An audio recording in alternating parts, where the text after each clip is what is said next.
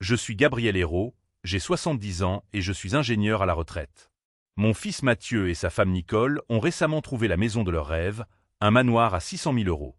C'est alors qu'ils m'ont tendu le dossier de demande de prêt hypothécaire, avec mon nom déjà inscrit dessus. Tu as suffisamment économisé, Gab, a dit Nicole, il est temps d'aider ta famille. J'ai regardé mon fils unique, le garçon que j'ai élevé, et j'ai dit non. Ils m'ont poursuivi en justice. Ils m'ont réclamé la totalité des 600 000 euros, prétendant que j'étais mentalement incompétent et un danger pour moi-même. Mais quand nous sommes arrivés au tribunal, le juge a vu au-delà de leurs mensonges, m'a regardé droit dans les yeux et a posé une simple question qui a fait s'effondrer tout leur univers. Avant de vous dire quelle était cette question et ce qui s'est passé ensuite, sachez que le ressort du porte-filtre de ma cafetière avait finalement rendu l'âme. C'était une vieille machine, une bête de somme fiable qu'Alice, ma défunte femme, maudissait tous les matins, mais elle faisait un café bon et fort, et à 70 ans, je trouve plus de réconfort à réparer les vieilles choses qu'à en apprendre de nouvelles. J'étais en train de tordre un morceau de fil de fer de 1 mm pour en faire une bobine de fortune lorsque la porte arrière s'est ouverte à la volée, sans frapper. Dans ma maison, une seule personne fait encore ça. Nous sommes là, la voix de Nicole était perçante et trop forte pour un mardi matin. Elle a balayé ma petite cuisine des Vosges, tout en parfums et couleurs vives, suivie de mon fils, Mathieu. Elle tenait une bouteille de vin, un nom de grand cru que je ne pouvais pas prononcer, enveloppé d'un nœud doré. Une petite attention pour toi, Gab, a-t-elle gazouillé en la posant sur mon comptoir en formica.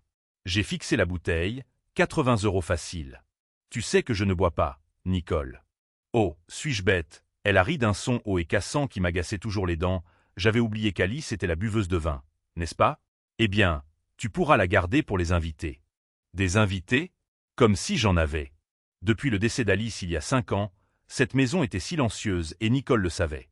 Ce n'était pas un cadeau, c'était une manœuvre de pouvoir, un rappel qu'elle ne me connaissait pas et ne se souciait pas de me connaître. C'était une façon de dire, l'ancienne reine est morte, je suis la nouvelle. Mathieu, mon fils, 42 ans et en paraissant 50, a finalement parlé. Il avait l'air stressé, comme un homme se noyant lentement, et ses yeux parcouraient la cuisine. Comment va la cafetière, papa? Elle survivra, ai-je grommelé, me concentrant sur le fil de fer. Je ne voulais pas les regarder car leurs visites n'étaient jamais de simples visites, c'étaient des campagnes militaires. C'est bien, intervint Nicole, se plaçant entre moi et mon établi, bloquant physiquement ma vue, parce que nous avons des nouvelles incroyables, des nouvelles qui vont changer la vie. J'ai posé ma pince. Je connaissais ce ton. Changer la vie était le langage de Nicole pour dire coûteux, et incroyable signifiait qu'elle voulait quelque chose. Nous l'avons trouvé, Gab, dit-elle, les yeux écarquillés d'une joie théâtrale factice, la maison parfaite. J'ai attendu. Je suis ingénieur de métier, je ne saute pas aux conclusions, j'attends les données. J'ai passé ma vie à analyser les points de tension, les joints faibles et les conceptions défectueuses, et ma belle-fille Nicole était le système le plus mal conçu que j'ai jamais rencontré, tout en apparence, sans fondation. C'est sur la colline de Montclair, s'est-elle extasiée, sortant son téléphone pour me montrer des photos. 4 chambres, un garage pour 3 voitures, il y a même une petite maison d'amis à l'arrière. C'est juste, c'est nous. Ça a l'air cher, ai-je dit en essuyant la graisse de mes mains sur un chiffon. C'est un investissement, papa, m'a corrigé Mathieu rapidement, s'avançant. C'est ce dont nous avons toujours parlé, un endroit pour les petits-enfants, éventuellement. Je les ai regardés. Mariés depuis 10 ans, pas de petits-enfants, juste beaucoup de discours sur la construction de leur image et vivre leur meilleure vie. Une vie qui semblait toujours être financée par des cartes de crédit dans lesquelles je les soupçonnais de se noyer. Eh bien, fils, félicitations. Je me suis retourné vers ma cafetière, la conversation, en ce qui me concernait, était terminée. Ah, dit Nicole, sa voix comme de l'eau glacée, c'est l'autre partie de la nouvelle. Elle s'avança, bloquant complètement ma lumière. De son sac à main de créateur, une chose qui coûtait probablement plus que mon chèque de retraite mensuel, elle sortit un document épais, relié professionnellement. Elle le fit glisser sur ma table de cuisine, éparpillant les minuscules vis de ma cafetière. « Nous avons besoin que tu signes ceci, » dit-elle, son sourire brillant et dur. J'ai soupiré. J'ai pris le document. Il était lourd. J'ai sorti mes lunettes de lecture de la poche de ma chemise, essuyé une tache sur le verre et les ai mises. Je m'attendais à une demande de cosignature, une demande de prêt, un cadeau, quelque chose que je pourrais refuser poliment. Ce que j'ai vu a arrêté mon cœur. Ce n'était pas un formulaire de cosignataire. C'était une demande de prêt hypothécaire complet. 600 000 €. Ma maison, cette maison, était payée. Je n'avais pas eu de crédit immobilier depuis 30 ans. Je vivais de ma pension et de mes retraits d'assurance vie. C'était suffisant, c'était confortable, mais ce n'était pas un confort à 600 000 euros. J'ai tourné la page. Mes doigts tachés de graisse se sont arrêtés sur les champs du demandeur. Mon sang s'est glacé. Ce n'était pas le nom de Mathieu. Ce n'était pas celui de Nicole. C'était le mien. Gabriel Hérault, tapé proprement dans la case intitulée « Emprunteur principal ». J'ai enlevé mes lunettes. J'ai frotté l'arête de mon nez, fort. Je les ai remises. Le nom était toujours là. Ils ne me demandaient pas de les aider à acheter une maison. Ils me demandaient de l'acheter pour eux. La cuisine, m'a soudain semblé petite et chaude. Le tic-tac de l'horloge au mur, celle qu'Alice avait achetée dans une brocante il y a 30 ans, sonnait soudain comme une bombe à retardement. Je ne comprends pas. Ma voix est sortie plate, dangereuse. Mathieu a commencé à faire les 100 pas, ce mélange nerveux qu'il fait quand il est coincé. Papa, c'est juste une formalité. La banque, ils préfèrent ton profil de crédit. Tu es stable, retraité, tu as l'épargne retraite, la pension, ta maison est payée. Nicole lui coupa la parole. Sa voix douce et gazouillante avait disparu, remplacée par la voix d'un PDG lors d'une prise de contrôle hostile. Gab, soyons adultes ici. Elle s'assit à ma table, se penchant en avant, très professionnelle. Tu as 70 ans. Tu es installé. Alice, paix à son âme, est partie. Tu vis seule dans cette grande maison. J'ai regardé autour de mon pavillon de 140 mètres carrés avec 2 chambres. Ce n'était guère un manoir, c'était juste chez moi. Tu as assez économisé, a-t-elle continué, sa voix comme de petits cailloux pointus. Tu as travaillé toute ta vie. À quoi bon toute cette épargne si tu ne l'utilises pas?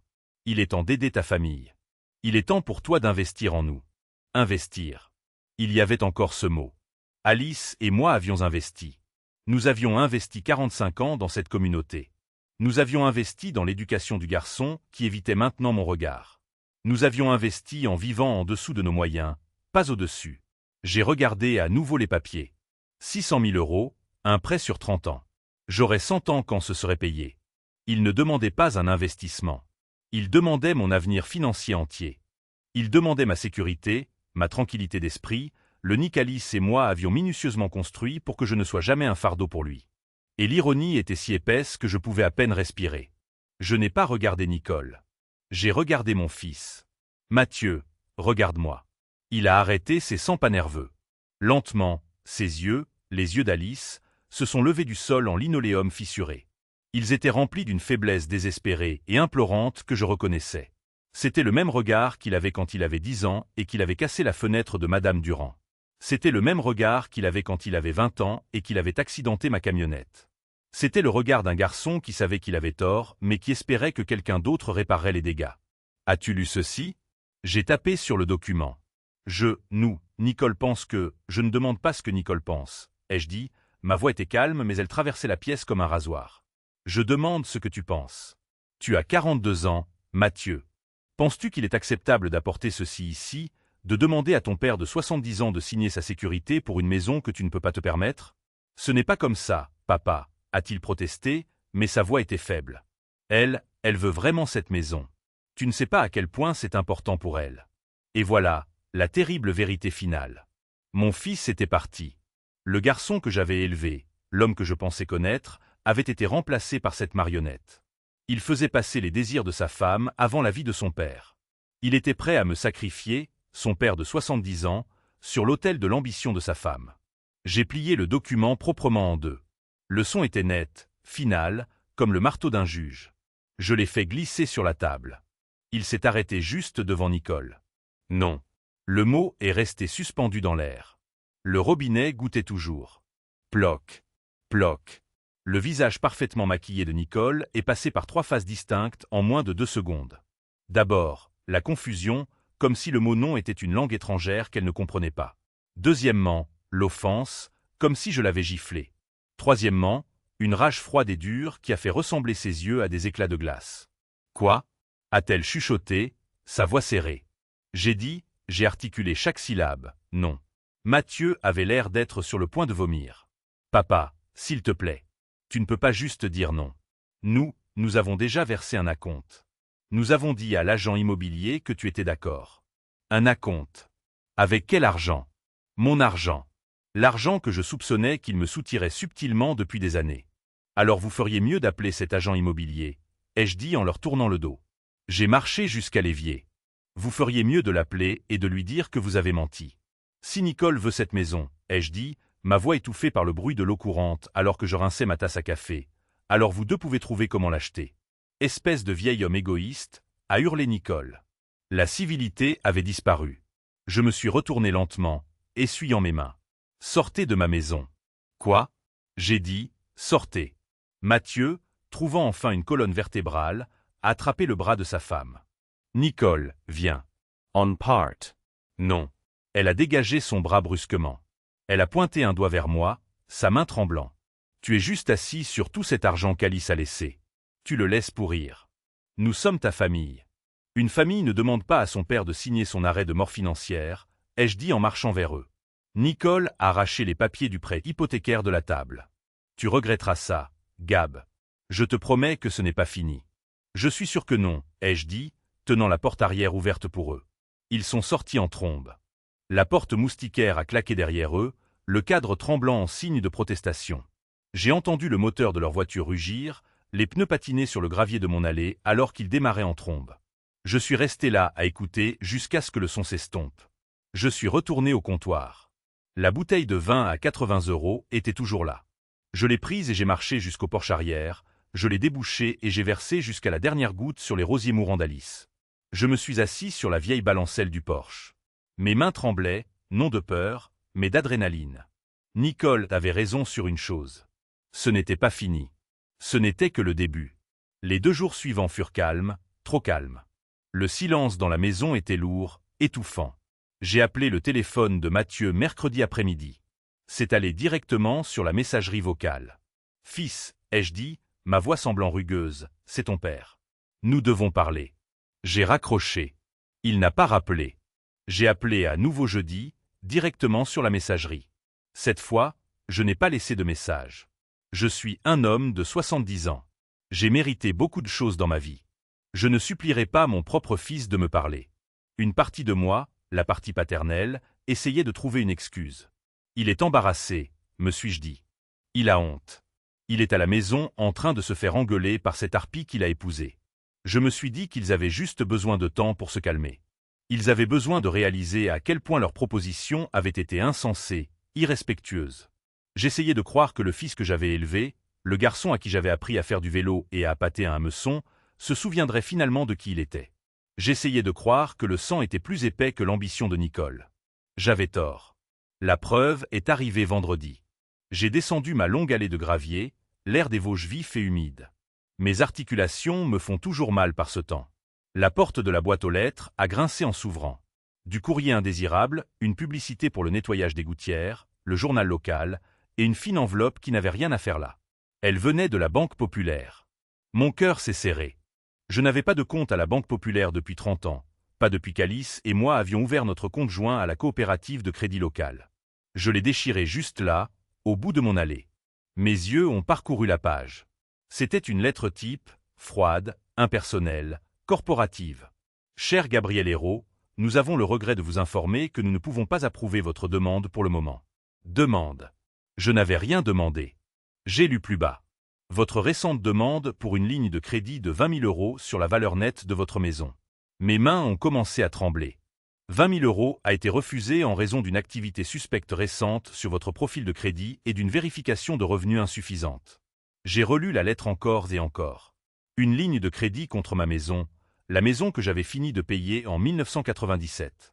La maison qu'ils venaient d'essayer de me faire acheter pour eux. Ce n'était pas une coïncidence. Ce n'était pas une erreur. C'était le plan B. Cette période de réflexion que j'avais imaginée, ce n'était pas du calme. C'était du réarmement. La rage de mardi, la colère analytique froide que j'avais ressentie en voyant mon nom sur ce prêt hypothécaire, est revenue déferler 10 fois plus forte. Ce n'était pas juste de la pression. Ce n'était pas juste une demande irrespectueuse. C'était de la fraude. C'était du vol. Ils n'étaient pas juste sortis de ma cuisine vaincue. Ils étaient rentrés directement chez eux, s'étaient connectés à un ordinateur et avaient essayé de me voler. Ils avaient essayé d'exploiter la valeur de ma maison dans mon dos pour obtenir l'argent qu'ils voulaient. Et la seule raison pour laquelle cela avait échoué était parce que j'étais un vieil homme vivant avec une pension fixe. Vérification de revenus insuffisante. Ils avaient essayé d'obtenir le prêt en utilisant mon identité, mais sans mes vraies informations financières. J'ai froissé la lettre dans mon poing. Le silence des 3 derniers jours n'avait pas été de la honte. C'était du calcul. Je suis resté là près de ma boîte aux lettres, la route vide s'étendant devant moi. J'ai finalement compris. Je n'avais pas affaire à un fils gâté et à sa femme avide. J'avais affaire à des criminels, et ils avaient déjà fait leur prochain mouvement. Il était temps pour moi de faire le mien. Je me suis retourné, j'ai remonté l'allée et je suis allé directement à mon téléphone. Je n'appelais pas Mathieu. J'appelais le service des fraudes de ma banque. Et j'allais découvrir exactement ce qu'ils avaient fait. Je ne suis même pas rentré dans la maison. Je suis resté juste là sur l'allée de gravier, l'air humide glaçant mes mains, et j'ai composé le numéro sur la lettre avec un pouce qui tremblait, non de froid, mais d'une rage froide et dure. Le téléphone a cliqué. Une voix robotique a répondu. J'ai martelé le 0 jusqu'à ce qu'un humain décroche enfin. Service des fraudes, ici Suzanne. Comment puis-je vous aider? Je m'appelle Gabriel Hérault, ai-je dit, ma voix faussement calme. Je tiens une lettre de refus pour une ligne de crédit de 20 000 € que je n'ai jamais demandée. Oh, je suis vraiment désolé d'entendre ça, monsieur. Sa voix a basculé dans un script professionnel. Laissez-moi sortir votre dossier. Pouvez-vous s'il vous plaît confirmer votre numéro de sécurité sociale? J'ai récité les 15 chiffres. Je me sentais sale en les disant à voix haute. Merci, monsieur Hérault. Un instant. J'ai entendu taper. Oui, je vois la demande ici. Elle a été soumise en ligne à 19h42 ce mardi dernier. Mardi. Le jour même où ils étaient sortis en trombe de ma cuisine. Ils n'avaient même pas attendu 24 heures. L'audace, la vitesse de la chose m'a coupé le souffle.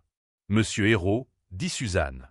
Je veux savoir quelles informations ont été utilisées pour soumettre cette demande. Monsieur, je ne peux pas, Suzanne. Les jeux interrompus, je suis victime d'usurpation d'identité. Dites-moi ce qu'ils ont utilisé. Elle a hésité. D'accord. La demande a été soumise en utilisant votre nom complet correct, votre date de naissance correcte et le bon numéro de sécurité sociale, bien sûr. Mais ce n'était pas suffisant. Il y a toujours des questions de sécurité. Quoi d'autre? Ai-je insisté? Nom de jeune fille de la mère. Il y eut une autre pause. Plus de frappes. Oui, monsieur. Le demandeur a fourni correctement le nom de jeune fille de votre mère. J'ai fermé les yeux. Le monde est devenu silencieux. Nom de jeune fille de la mère. J'ai raccroché le téléphone. Je suis un ingénieur. Je suis un homme de système et de logique. Je déchiquette mes relevés bancaires. Je brûle mes vieilles déclarations d'impôts. On ne trouve pas le nom de jeune fille de la mère d'un homme sur une publicité. C'est quelque chose que l'on sait. Et je savais avec une certitude qui s'est installée dans mes tripes comme du plomb froid qu'une seule personne sur cette terre à part moi connaissait ce nom. Mathieu. Je m'en suis souvenu non pas il y a 3 ans mais 5. Juste après la mort d'Alice. J'étais un fantôme. Mathieu avait proposé d'aider avec les papiers, l'assurance vie, les impôts. Papa, ce formulaire a besoin du nom de jeune fille de ta mère. J'étais si perdu, je lui ai juste dit. Kovacs. Anna Kovacs. Sa famille était hongroise. Il avait hoché la tête, l'avait écrit. Compris, papa. Il l'avait géré. Il avait pris ce morceau de mon histoire, ce morceau de ma confiance donnée dans mon moment le plus sombre, et il l'avait gardé. Il l'avait gardé pendant 5 ans comme une arme. Je me suis souvenu que mardi, Nicole portait ce grand sac beige. Je suis allé chez ma voisine, Madame Agnès Durand. Elle avait 80 ans, vive comme l'éclair et ne manquait rien. Agnès arrosait ses azalées primées. Agnès, ai-je appelé? Elle s'est tournée. Gab, bon sang, tu as l'air d'avoir vu un fantôme. Mardi dernier, ai-je demandé, as-tu vu quelqu'un venir à la maison pendant que j'étais chez le cardiologue? Le visage d'Agnès s'assombrit. Oh Gabe. Je ne voulais rien dire. Je pensais qu'il aidait juste. C'était Mathieu, dit-elle en baissant la voix. Lui et sa femme, Nicole. Ils sont arrivés environ 1 heure après ton départ. Ils sont entrés. Nicole portait ce grand sac fourre-tout beige. Quand ils sont partis, il avait l'air lourd, rempli à ras-bord. Je pouvais voir les coins de papier, des dossiers dépassés. Remplis à ras-bord. Merci, Agnès. Je me suis retourné et j'ai couru vers ma maison. J'ai foncé dans mon bureau. J'ai ouvert le tiroir du bas de mon classeur métallique. Les dossiers étaient dans le désordre. Le dossier de pension vide, le dossier d'assurance vie vide, les déclarations d'impôts, ils avaient pris les 5 dernières années. Ils ne s'étaient pas contentés d'essayer de voler mon identité. Ils l'avaient volée. Ils étaient entrés chez moi, mon espace sacré, et avaient fouillé ma vie. Ils essayaient de savoir exactement combien j'avais. J'ai attrapé le vieux téléphone à cadran. Je ne pouvais pas appeler la police. Pas encore. J'ai appelé Maître Perrier. Le seul homme sur Terre à connaître la vérité. Je suis monté dans ma vieille camionnette Ford et j'ai conduit jusqu'à la ville, vers le cabinet d'avocat de Perrier. Je pensais à Mathieu enfant. Je pensais à ce que nous avions voulu pour lui, Alice et moi. Nous voulions qu'il se tienne sur ses propres jambes. Nous avions vu ce que l'argent faisait aux autres familles. Alors nous avions gardé le secret. Nous vivions avec mon salaire d'ingénieur. Nous économisions. Et pendant tout ce temps, cette autre vie, la vie à 50 millions d'euros, était juste là, à attendre. J'étais arrivé au cabinet de Perrier. Il m'attendait. Je lui ai montré la lettre de la banque. Il a sorti un grand registre bleu, relié, embossé de lettres dorées, la fiducie Alice Hérault. Alice était une femme brillante, a dit Perrier. Elle savait que ce jour pourrait arriver. Elle a insisté sur la clause de moralité. Il a lu le texte légal. Les actifs de cette fiducie sont désignés principalement pour le bénéfice de tout petit enfant. Le bénéficiaire principal, Mathieu Hérault, ne peut assumer un rôle de gestion que s'il démontre le plus haut niveau de responsabilité financière et de caractère moral. Perrier a fermé le livre. Ton fils, Gab, dans sa tentative désespérée et franchement stupide de voler quelques milliers d'euros, vient de prouver légalement qu'il est moralement inapte à toucher 50 millions. Alors, qu'est-ce qu'on fait? Ai-je demandé. On ne fait rien, a dit Perrier. On les laisse jouer leurs mains. Je suis rentré chez moi. Il faisait nuit. Un homme m'attendait dans l'allée. Il m'a tendu des papiers.